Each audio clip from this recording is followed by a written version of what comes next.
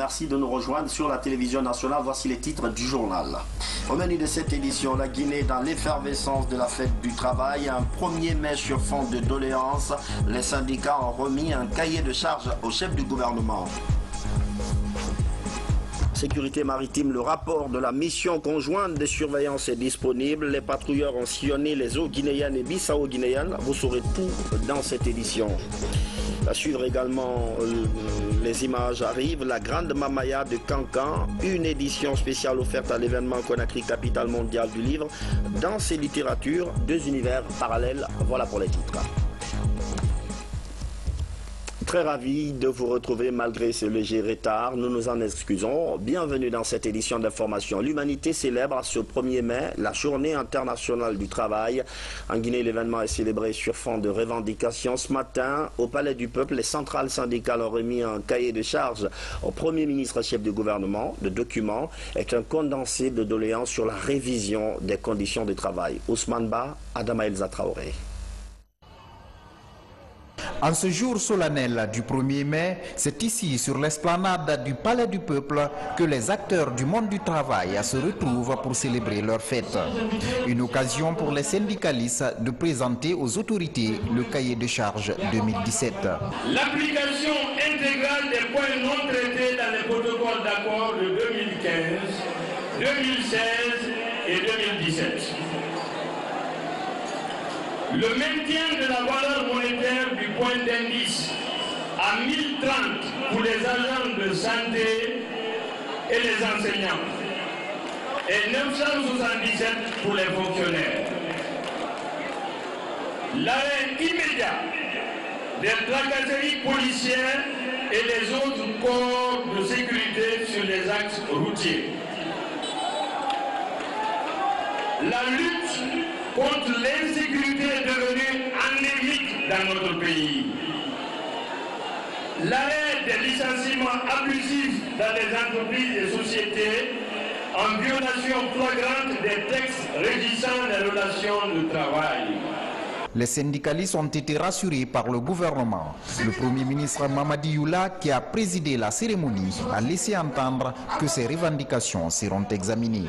Fidèle aux engagements de M. le Président de la République, à l'occasion de son accession au pouvoir en décembre 2010, le gouvernement réaffirme sa détermination à promouvoir la réalisation effective des normes internationales du travail pour contribuer à la promotion du travail décent, condition sine qua non de tout progrès et de toute paix sociale durable.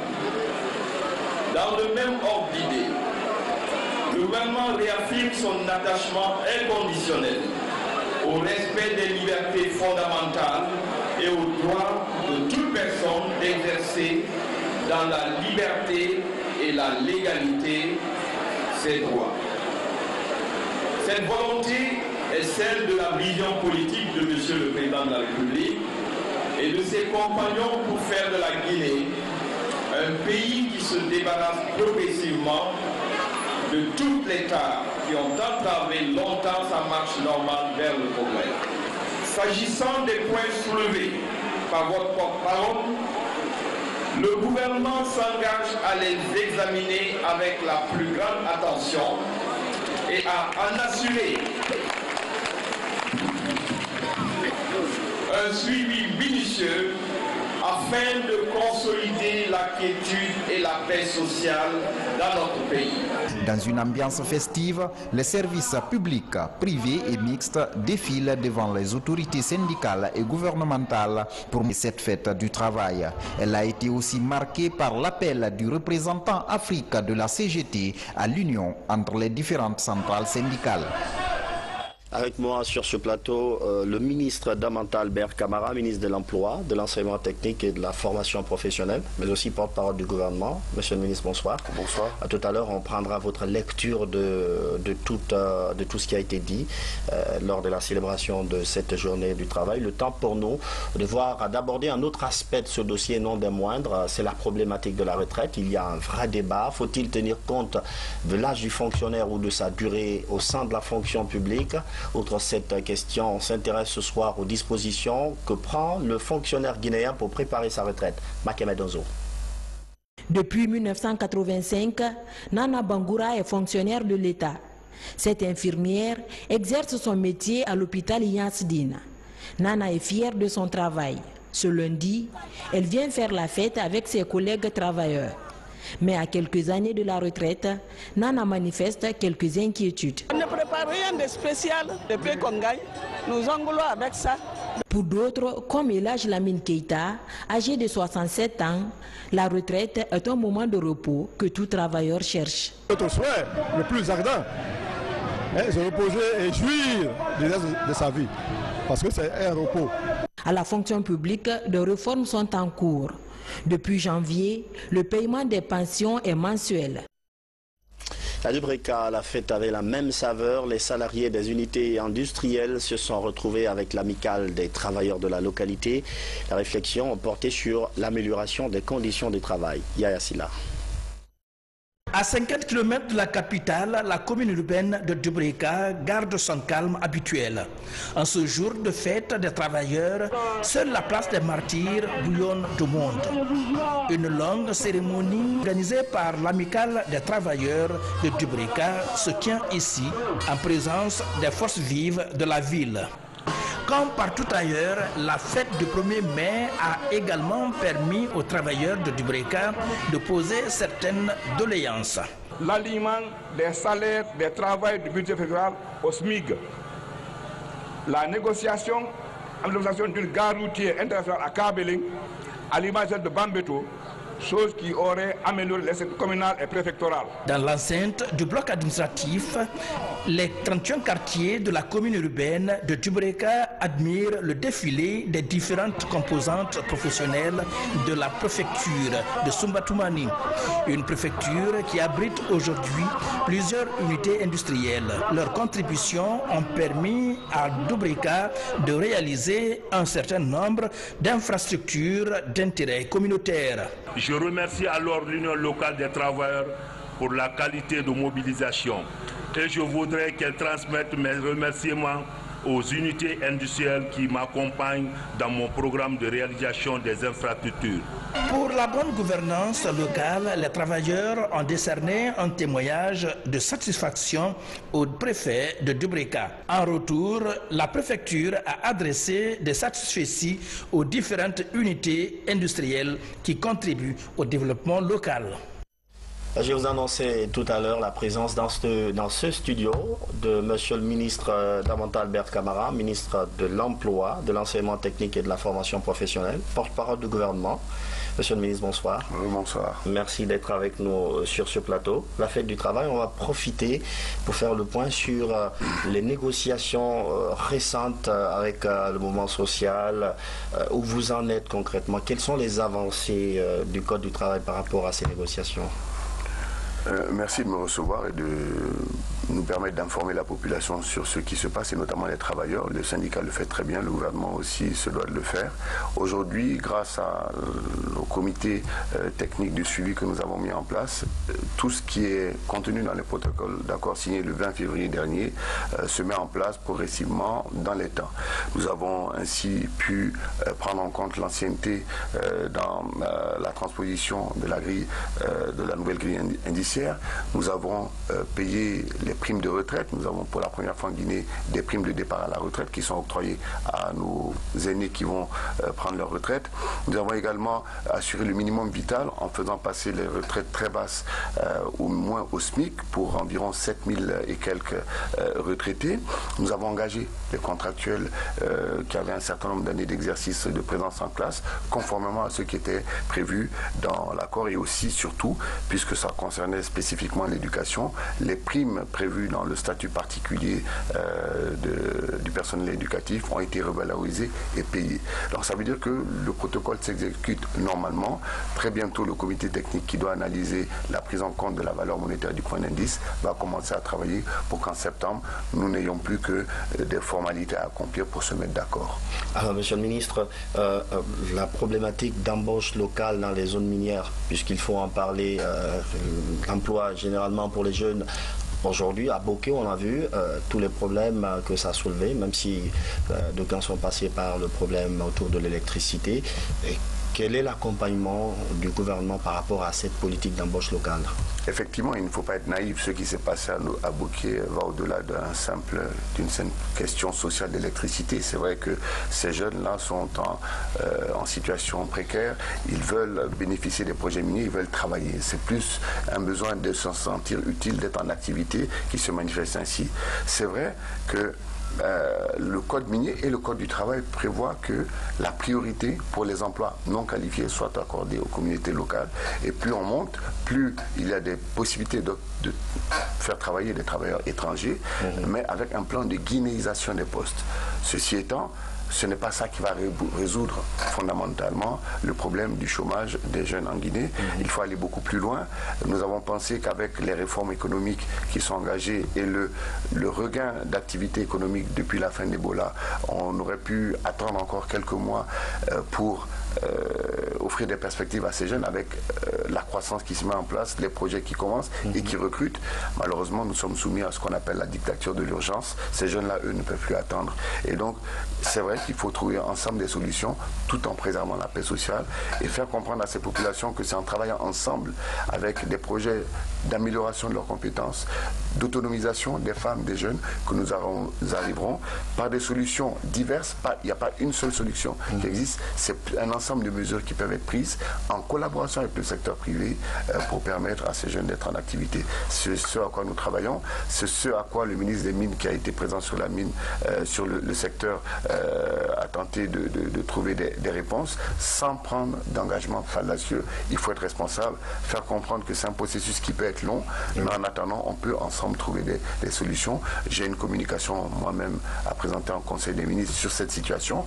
Elle était prévue pour plus loin, mais nous l'avons rapprochée parce que c'est un problème urgent et qui doit pouvoir trouver une solution, pas seulement pour Bokeh, mais toutes les zones où il y a des projets qui donnent de l'espoir aux populations. Alors, Monsieur le ministre, vous êtes le porte-parole du gouvernement. Un cahier de doléances a été remis au chef du gouvernement par les syndicats.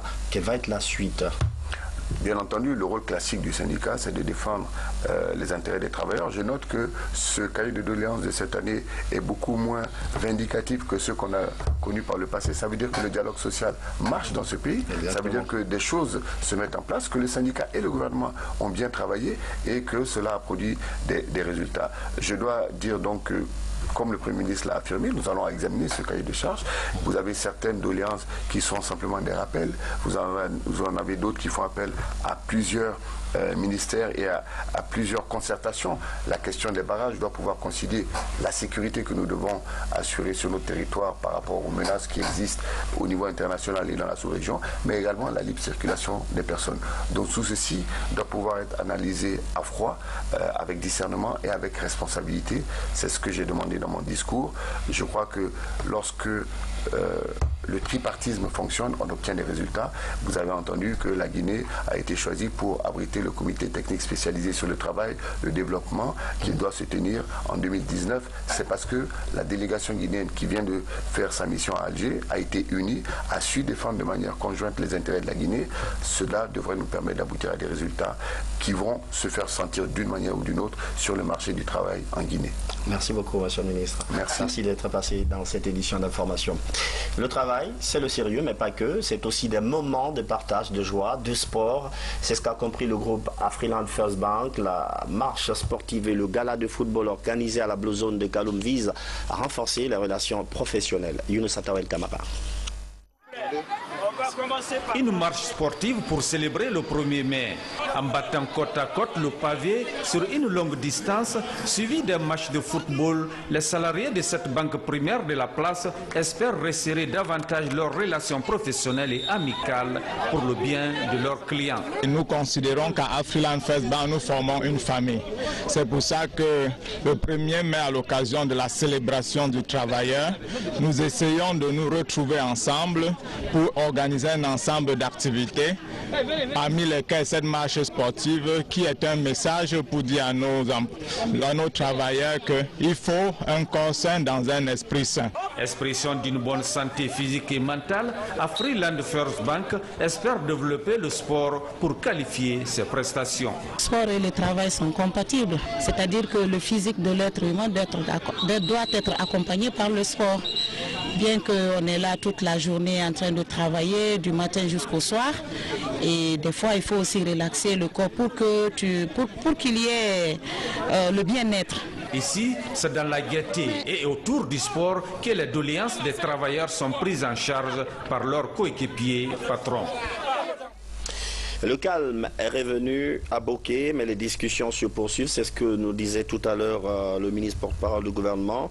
En tout cas, le ministre des Mines est revenu, lui, ce matin, sur une partie des efforts du gouvernement pour améliorer les conditions de vie des populations dans cette région du pays. Je vous propose d'écouter le ministre Abdoulaye Magasouba au micro de Mamadou Alpha Baldé.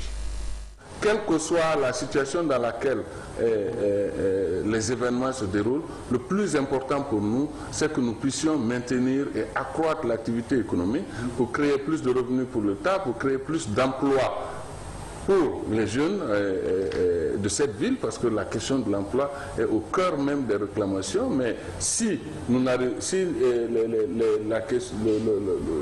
cette option de zone économique spéciale qui a déjà été actée par le président de la République, qui devrait contribuer à augmenter le nombre d'emplois créés ici, en prenant en compte le fait que les emplois miniers ne suffiront pas pour satisfaire tout le monde, si cette option-là ne prospère pas, parce que simplement les investisseurs peut-être dans cette zone économique spéciale deviennent un peu frileux à cause de la situation qui prévaut ici, il faut reconnaître qu'on se retrouve dans la situation du serpent qui se mord la queue. La CBG opérait Kayan jusqu'à hier, et la société minière de Bokeh, les activités de cette société sont arrêtées.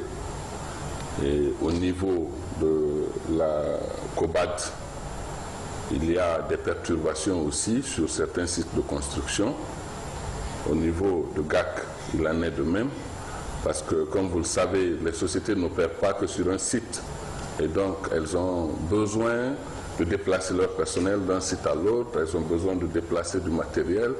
Et ce qu'il faut rappeler à tout le monde, c'est que la quasi-totalité de ces sociétés, à l'exception de la CBG et de la SMB, est en phase de construction. Quand les sociétés sont en phase de construction, ça veut dire qu'il y a beaucoup de mouvements, il y a beaucoup d'investissements, il n'y a aucune recette. L'actualité, c'est aussi la sécurité maritime. Une opération conjointe de surveillance au large de la Guinée et de la Guinée-Bissau vient d'être bouclée. Une initiative de la Commission sous-régionale des pêches et des pays concernés. L'opération a pris fin hier, mais avec quel bilan? Alassane Djogobari nous fait le point. À peine terminée l'opération Greenpeace Afrique dans les eaux de la côte ouest africaine, la Commission régionale de surveillance des pêches basée en Gambie emboîte le pas en déclenchant une opération similaire à effet dissuasif. Le point le plus positif qu'on a pu avoir, c'est d'abord le fait qu'on soit ensemble et qu'on puisse travailler. Je pense que c'est dans l'union et qu'on a peut-être beaucoup plus de force pour vaincre la pêche IRN. Et le deuxième bilan, c'est l'effet dissuasif, parce que je pense que le fait de nous voir en mer, en tout cas, dissuade ceux qui sont adeptes de la pêche IRN. La commission régionale est composée de 7 États membres. L'une de ses missions essentielles consiste à veiller par tous les moyens à sa disposition à lutter efficacement contre les pratiques illicites et illégales en matière de pêche. La logistique, c'est que la commission sous-régionale a fourni un certain nombre de moyens maritimes, notamment 2 patrouilleurs de haute mer qui sont venus appuyer les vedettes nationales des 2 Guinées, c'est-à-dire de la Guinée-Bissau et de la Guinée. Donc les deux patriotes ont accompagné les deux vedettes nationales qui ne peuvent pas aller en haute mer. En termes de logistique sur place au CNSP, le CNSP a presque tout mis en œuvre pour que l'opération connaisse une réussite. De l'avis des inspecteurs, la question logistique constitue le handicap majeur qui empêche d'optimiser leur efficacité dans la lutte contre la pêche INN, un défi pour les gouvernements membres de l'organisation. Nous sommes engagés à aller un peu plus loin. C'est vrai qu'on n'a pas assez de moyens, mais on est en train de mettre tout en œuvre pour vraiment renforcer nos structures pour pouvoir lutter contre la pêche INN. L'État est déjà engagé, on a pris beaucoup de dispositions par rapport à ça. La mise en œuvre de cette opération coup de poing dans nos eaux est rendue possible grâce à l'appui de l'Union européenne et de la Banque mondiale, une implication appréciée à sa juste valeur par responsables et participants dans la présente séance de restitution. Et cette bonne nouvelle qui pointe à l'horizon pour les groupements maraîchers de Kindia et Koya, un expert français est en séjour de travail en Guinée. Il apporte de nouvelles semences, une phase d'expérimentation pour accroître les rendements de ces groupements. Maïmouna Bella Diallo. Cet expert français de la structure Technisem, spécialisé dans la production des semences potagères, rend visite au groupement maraîcher de la Basse-Guinée. À Koya et Kindia, il vient faire l'état des lieux pour pouvoir apporter son expertise à l'amélioration des rendements. J'ai vu des cultures, bon, aujourd'hui elles sont, je dirais, correctes, mais hier j'ai vu des cultures vraiment très très mauvaises. Il n'y a pas de suivi technique des semences, il n'y a pas de contrôle, ce qui fait que les gars ils sont très volontaires, ils sont courageux. Les gens qu'on a vus hier, ils ont du mérite, mais ils obtiennent des résultats vraiment très mauvais, on peut dire. J'ai entendu parler de rendement en tomates de 8 tonnes hectares, alors que normalement, si on se débrouille bien avec les terres qu'ils ont ici, avec des bonnes semences, on peut vraiment atteindre des rendements de 25 à 30 tonnes hectares. La démarche vise à qualifier les techniques de production des produits potagers. Une démarche saluée par les groupements maraîchers. Je suis très contente. Notre groupement, nous sommes très heureuses. Nos semences ne sont pas bonnes. Nous avons eu quelqu'un qui va nous aider à avoir des semences. Nous sommes très contents. La Fédération des producteurs de la maraîchers de la Basse-Guinée a une contrainte majeure en matière d'acquisition de bonnes semences maraîchères. Vous savez, il est dit par les chercheurs, par nos techniciens, que si tu as une bonne semence, tu as la chance d'avoir 40% de bons rendements. C'est pourquoi, depuis quelques mois, on est en train de courir derrière Tidiane Agriculture pour mettre un axe de collaboration entre son entreprise et l'Union des maraîchers de Kindia.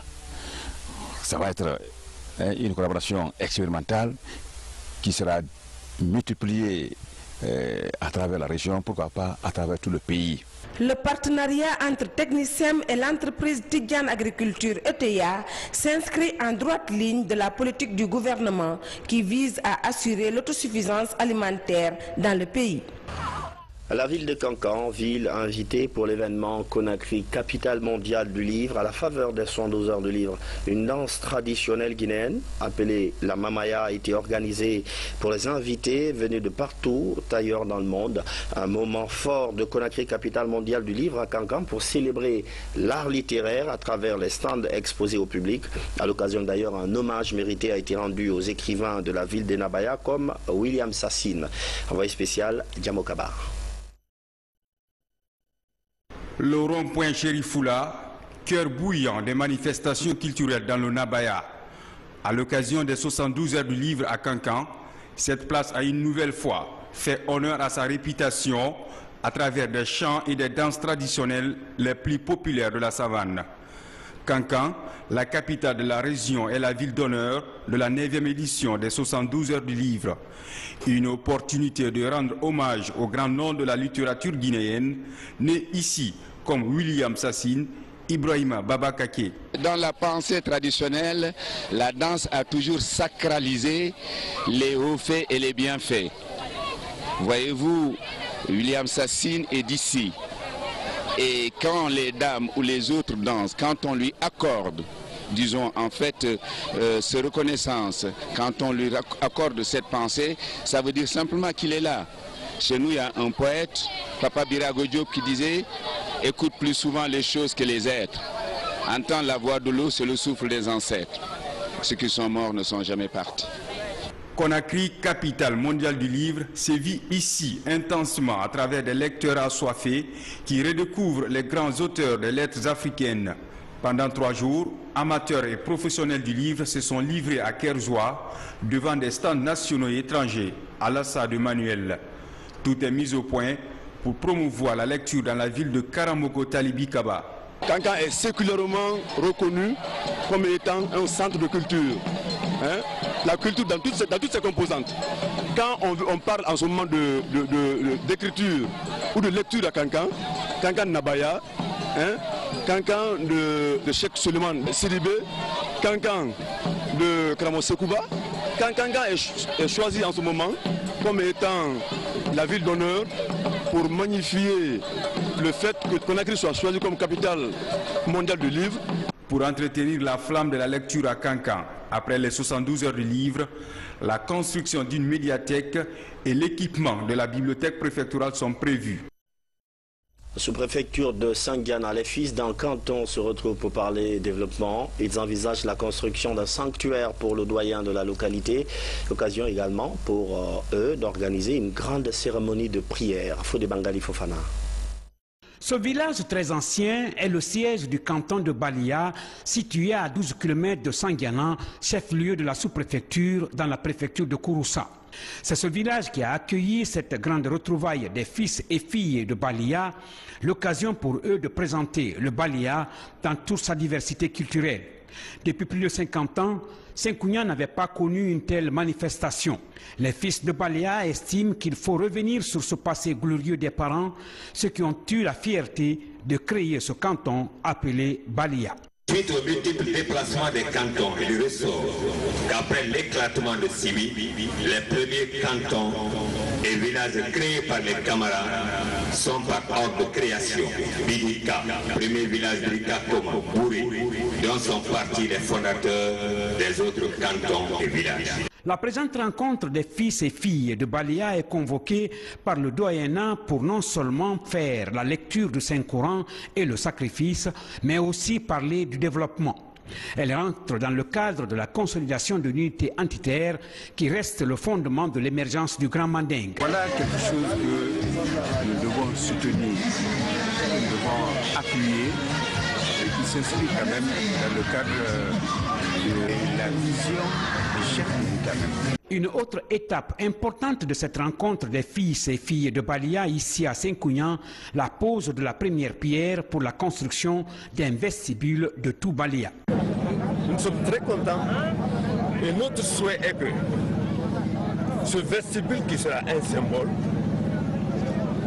du doyenat de Balia soit une réalité. La pose de la première pierre de cette infrastructure sociale, les fils de Balia affichent leur volonté et leur détermination à faire de cette contrée un exemple de développement réussi à la base. Tout à l'heure, on parlait de Conakry, capitale mondiale du livre. On va s'intéresser ce soir à l'amour d'un Français pour la terre africaine de Guinée, des sentiments déposés dans un livre intitulé « Toi, Guinée, tu m'as pris dans tes bras », un titre qui en dit long sur le récit de Daniel Kouriol. Moussa Komara nous présente l'auteur et son ouvrage. « Toi, Guinée, tu m'as pris dans tes bras ». C'est le 3e livre de cet ancien directeur du Centre culturel franco-guinéen paru dans les éditions de l'Harmattan le mois de mars dernier. L'auteur fait un témoignage sur ses 5 ans à la tête du CCFG et son lien avec les artistes, les journalistes et les musiciens guinéens. L'idée centrale, c'est au fond d'expliquer une chose. Je n'ai pas voulu décrire dans le détail ma mission parce que je pensais et je pense toujours que ça serait sans doute un peu rébarbatif pour les lecteurs. Ce que j'ai voulu davantage faire ressentir, c'est la qualité du contact, notamment avec les artistes guinéens, parce que le centre que j'ai eu le bonheur de diriger pendant 5 ans a une situation très particulière dans le pays. D'abord, c'est un centre binational. Ça veut dire que tout est presque dans le nom. C'est-à-dire que sa vocation, c'est justement de privilégier, on va dire, les échanges culturels entre les deux pays et d'une manière plus large entre, on va dire, la culture occidentale et la culture africaine. Ce manifeste en plusieurs titres est une contribution de l'écrivain journaliste à l'événement Conakry, capitale mondiale du livre. Daniel Kouriol invite son lecteur dans ce livre de 166 pages à découvrir un peuple et ses artistes, surtout les grandes gloires de la culture et du théâtre guinéen. Ce qui m'a inspiré au départ, c'est d'abord une sorte de boutade que j'avais faite au moment d'une des réunions de préparation de Conakry, capitale mondiale du livre. J'étais à l'époque encore directeur du Centre culturel franco-guinéen et Sansi Kaba, que vous connaissez bien, Lamine Kapi Camara, président des auteurs guinéens, ancien ministre, évoquait l'idée qu'il fallait publié pour cette année où Conakry est consacré capitale mondiale du livre, 1000 livres. Et je leur avais répondu comme ça, un peu comme un clin d'œil, ne vous inquiétez pas, il n'y a plus que 999 livres à trouver parce que je vous propose d'écrire, non pas des mémoires, mais en tout cas un témoignage sur les 5 années que j'aurais passé comme directeur du Centre culturel franco-guinéen. Ce diplômé de l'Institut d'études polytechniques de Lyon, licencié en histoire, est également auteur de poèmes et d'articles sur la littérature et co-auteur de l'abécédaire du Grand Lyon et de Saint-Étienne, métropole. Religion, la marche a pris le départ hier à Kabelin pour le pèlerinage local chrétien 2017. Les fidèles devront rallier Bofa au 5e jour pour la méditation et la prière. Pardon et réconciliation, c'est le thème retenu cette année. Abraham Christophe Kanté et Maurice Sidibé. Ils sont plus de 4000 fidèles pèlerins marcheurs à effectuer le déplacement pour le rendez-vous traditionnel de Bofa. L'événement vient en prélude au pèlerinage. La marche pénitentiaire est initiée depuis plus de 29 ans par le cardinal Robert Sarrat. Le pèlerinage annuel de Bofa rassemble différentes confessions chrétiennes, catholiques, anglicanes et protestantes.